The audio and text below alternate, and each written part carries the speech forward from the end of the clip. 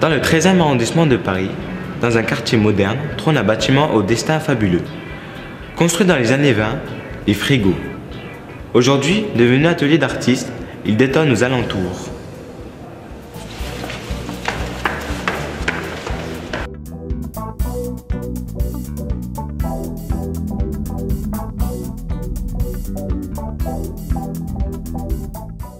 Environ 200 artistes y ont encore leur atelier. Paella, un peintre, fait partie de ces artistes atypiques qui donnent vie à ce bâtiment. Alors mon métier, voilà, ma vocation ou mon engagement en fait est celui d'un peintre, d'un artiste.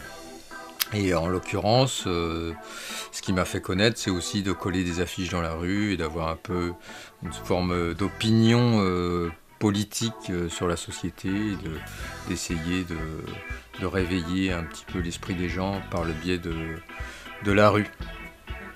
Alors en fait, les Frigos, ici vous êtes dans un atelier collectif, on est 4 à travailler, et c'est aussi une sorte d'opportunité qu'on a eue donc en 1985, on était aux Beaux-Arts, on était étudiants, et on a su que ce bâtiment était alloué entièrement. Donc on a choisi, on était 6 à la base, on était un groupe de 6, on a choisi le local le plus grand dans le bâtiment et en fait il fallait quand même faire des travaux assez importants. Donc pour nous c'était notre premier atelier, c'était une façon de commencer notre carrière d'artiste et de nous donner les moyens vraiment de travailler et de développer notre travail. Donc en fait ce bâtiment il a la particularité d'avoir des volumes assez grands, assez haut de plafond, et en fait en 85 tout type d'activités se sont installées ici, que ce soit des musiciens, des photographes, des artistes, des sculpteurs, des peintres, des artisans, des théâtreux, des danseurs, enfin de tout type d'activités de la création qui pouvaient en fait aménager les locaux à leur guise, en perçant des fenêtres, puisque c'était des chambres froides, donc il n'y avait pas de fenêtres. Et aussi, voilà, en créant avec une différence de moyens, certains avaient plus d'argent, donc pouvaient faire des travaux plus luxueux ou plus confortables. Et voilà, ça a démarré donc en 85.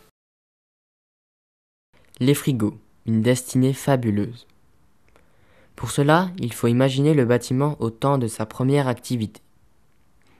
Grand entrepôt frigorifique de la capitale où étaient stockés des tonnes de viande et autres aliments. Acheminé en train à Paris puis au cœur du bâtiment entre 1920 et 1975.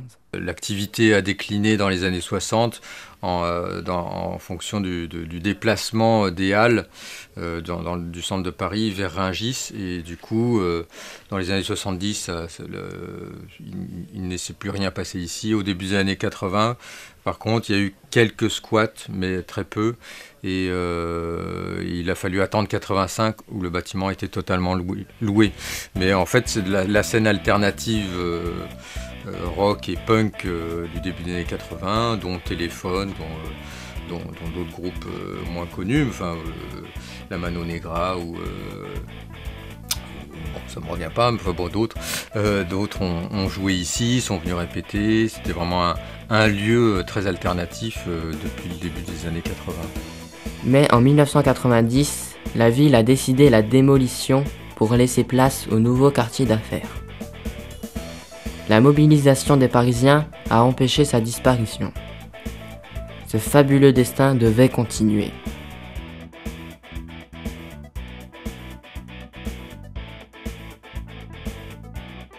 On a toujours, je pense, l'espoir d'avoir un avenir plus facile, parce que c'est vrai que la vie artistique, c'est jamais confortable. Même pour ceux qui sont arrivés à un certain niveau, il y a toujours le danger d'une rechute, quoi. Donc c'est jamais simple à vivre. Il y a toujours une sorte d'inquiétude ou de stress.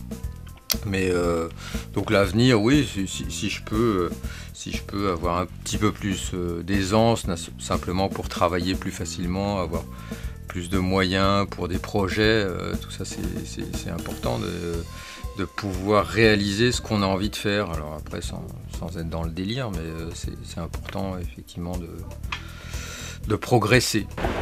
89 000 m², c'est la surface du bâtiment historique des Frigos. C'est l'un des derniers témoins de l'avant Paris rive gauche. Après avoir frôlé la démolition, il s'est imposé dans le nouveau quartier.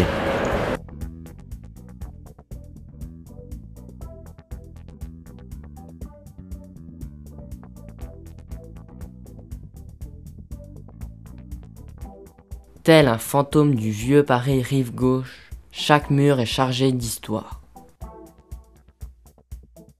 Ici, le temps n'a pas d'effet sur les épaisses portes en bois. Le grand escalier du château d'eau nous promène à travers les âges. Parfois, le silence des couloirs est rompu par quelques bruits mystérieux, inattendus. Une voix qui résonne, des pas lointains, une machinerie d'ascenseur d'une autre époque.